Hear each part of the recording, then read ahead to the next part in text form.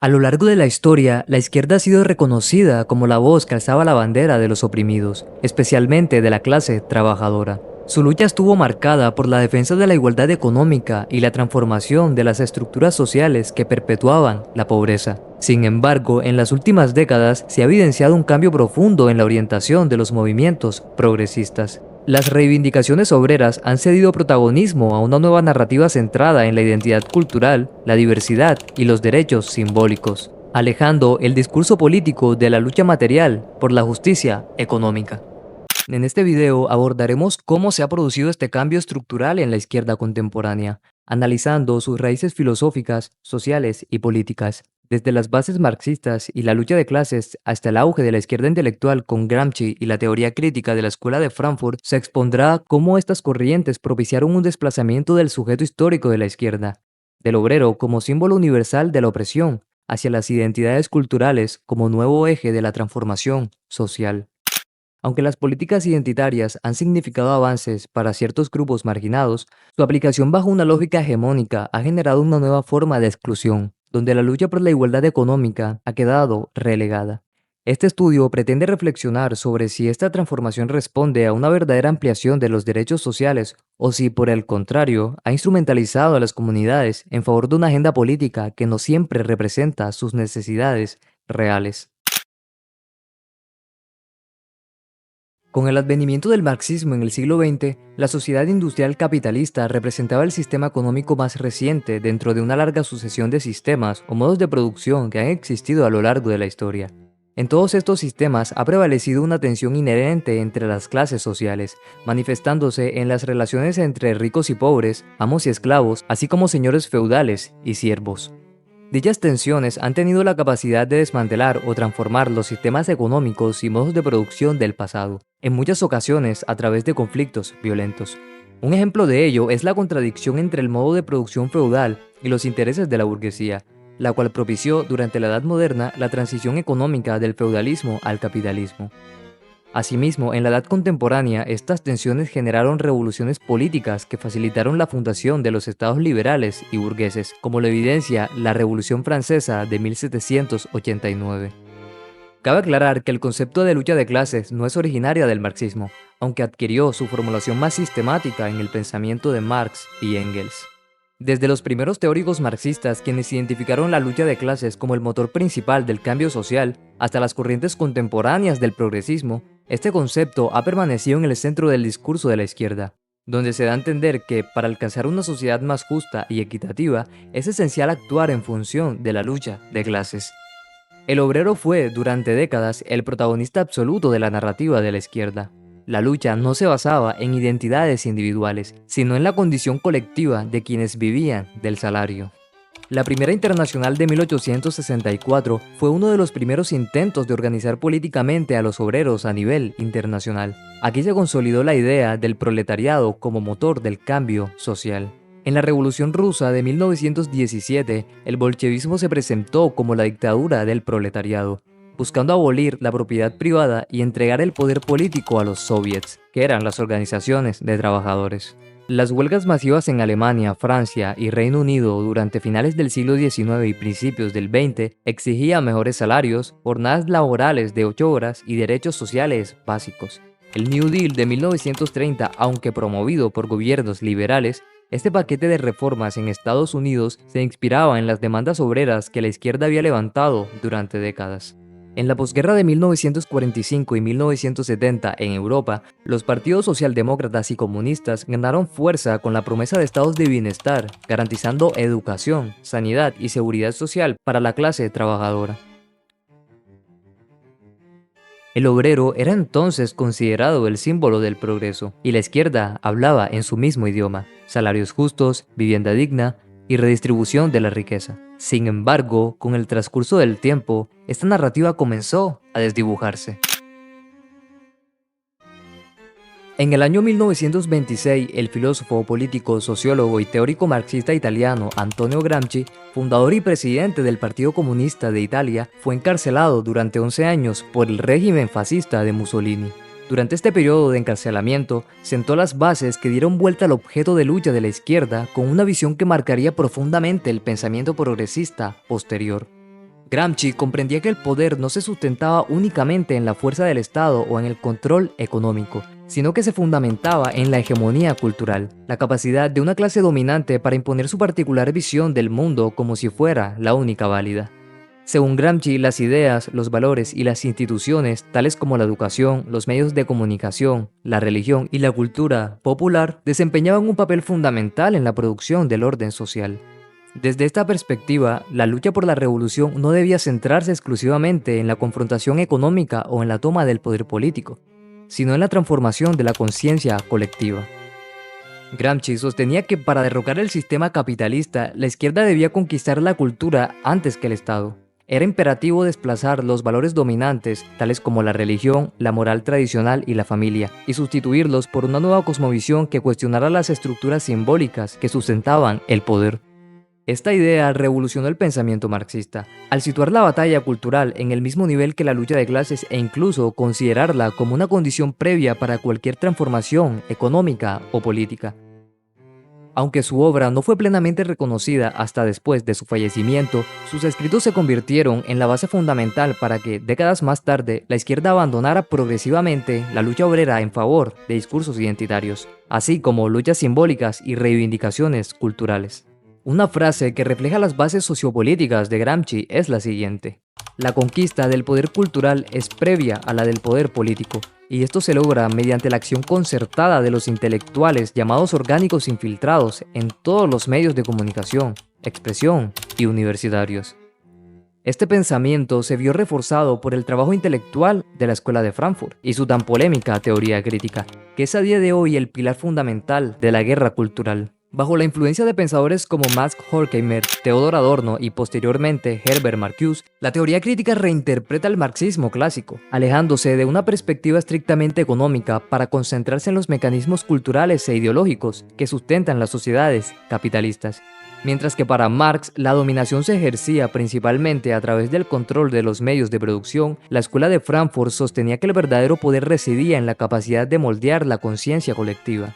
La teoría crítica postulaba que la cultura de masas, que abarca desde el cine y la música hasta los medios de comunicación, no solo cumplía una función de entretenimiento, sino que servía como una herramienta destinada a consolidar el conformismo y desactivar cualquier posibilidad de revolución. Este enfoque condujo a la izquierda intelectual a desarrollar una creciente desconfianza hacia la clase obrera, a la cual consideraba como una víctima de la manipulación ideológica por parte del sistema capitalista. Esto es explicado por Herbert Marcuse en una de sus tan icónicas frases: toda liberación depende de la toma de conciencia de la servidumbre, y el surgimiento de esta conciencia se ve estorbado siempre por el predominio de necesidades y satisfacciones que, en grado sumo, se han convertido en propias del individuo. Lo más relevante es que la teoría crítica introdujo un nuevo ámbito de confrontación para la izquierda: las relaciones de poder que permeaban la vida cotidiana, así como los valores morales, la sexualidad y las identidades sociales. El capitalismo dejó de ser percibido únicamente como un sistema económico y comenzó a ser entendido como un entramado cultural que influía en todos los aspectos de la vida.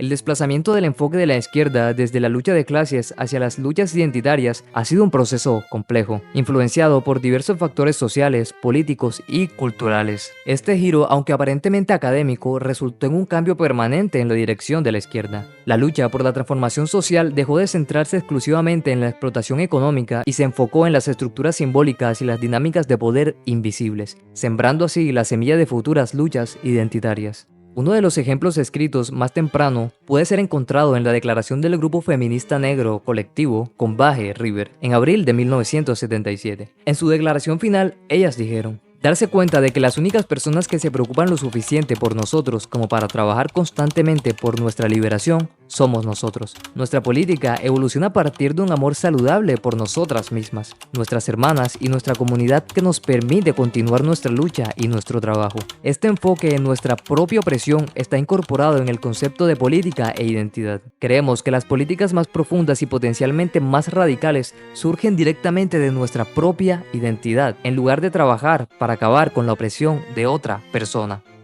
Ejemplos históricos de este condicionamiento estructural en la izquierda se vio reflejado en los movimientos de derechos civiles y políticas identitarias en Estados Unidos durante las décadas de 1960 y 1970, donde emergieron políticas identitarias que incluían el nacionalismo negro, el movimiento LGBT y la acción antifascista, Antifa.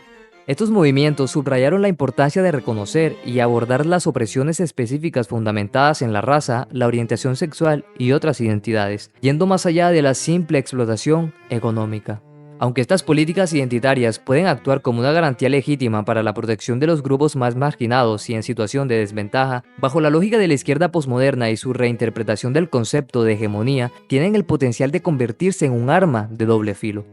Al priorizar la identidad sobre las condiciones de clase social, estas políticas dejan de ser instrumentos de inclusión para transformarse en una estrategia de poder cultural. El énfasis desmedido en las diferencias identitarias, en la que cada colectivo compite por el reconocimiento moral y político, relegando las desigualdades económicas a un segundo plano.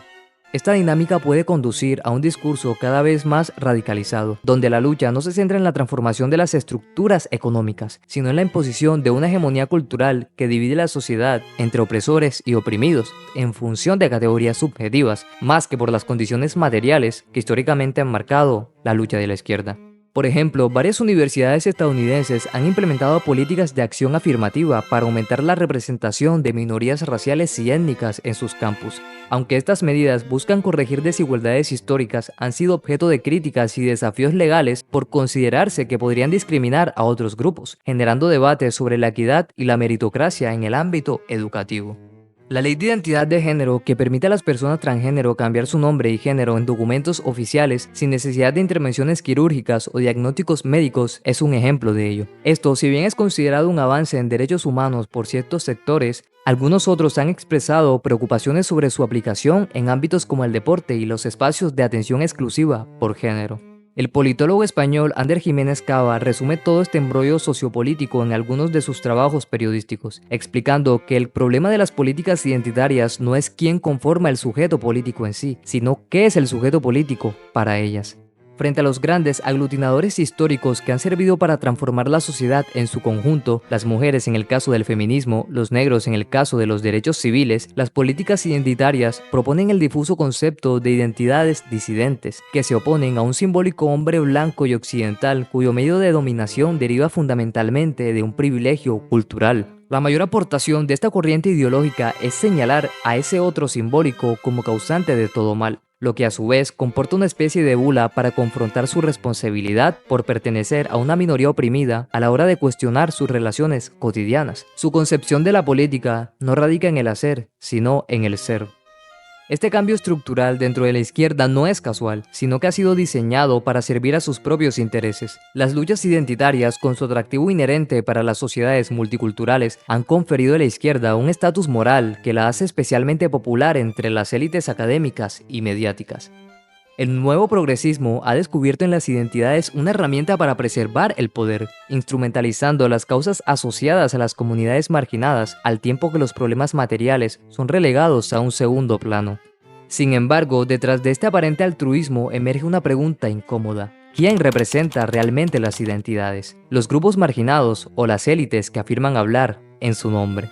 Esta caricaturización de la lucha social ha dado lugar a una nueva hegemonía, en la cual solo ciertas voces son autorizadas y cualquier disidencia es silenciada. La izquierda no ha perdido la batalla, ha optado por abandonarla. En la actualidad, su discurso no busca transformar la sociedad, sino más bien moralizarla desde arriba. Aunque diversos factores sociales, políticos y económicos han sido determinantes en la transformación del discurso de la izquierda, es indudable que los cimientos establecidos por la izquierda intelectual marcaron un punto de inflexión en este proceso. El giro hacia la cultura como campo de batalla no emergió de forma espontánea, más bien fue el resultado de la reflexión filosófica y teórica de pensadores que, lejos de restringir la lucha a las condiciones materiales, comenzaron a indagar cómo las ideas, los valores y la identidad podían transformarse en herramientas para la transformación social. Esta nueva perspectiva, que fue consolidándose con el tiempo, culminó en una redefinición de las prioridades del movimiento, desplazando al obrero como el principal sujeto revolucionario y situando la lucha simbólica y cultural en el centro de la agenda progresista. Si este video te aportó algo, considera suscribirte y compartirlo. Eso me ayuda a seguir creando contenido con profundidad. Tu apoyo hace la diferencia. Nos vemos en el siguiente análisis.